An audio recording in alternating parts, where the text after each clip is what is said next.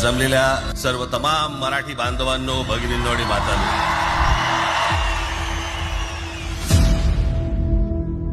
मी आज या क्षणाला महाराष्ट्राला स्वतःला अर्पण करत आहे. पक्षाची भूमिका आणि तुमचं प्रेम यांच्यासमोर लाचार ठेवणार नाही. बाकी सगळ्या युत्या आघाड्या सगळ्या कुठच्याही गोष्टी होत राहतील. महाराष्ट्र, मराठी माणूस, मराठी भाषा याच्यावर तडजोड होणार नाही, कोणत्याही परिस्थितीत होणार नाही.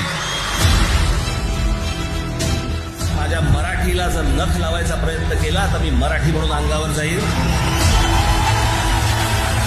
हे जे सगळं मी आजपर्यंत जे काही तुमचं प्रेम मला जे मिळालेलं आहे, ती जी ऊर्जा मला जी मिळते ना, ती तुमच्याकडनं सगळ्यांकडनं हे तुम्ही येता तेव्हा मिळते.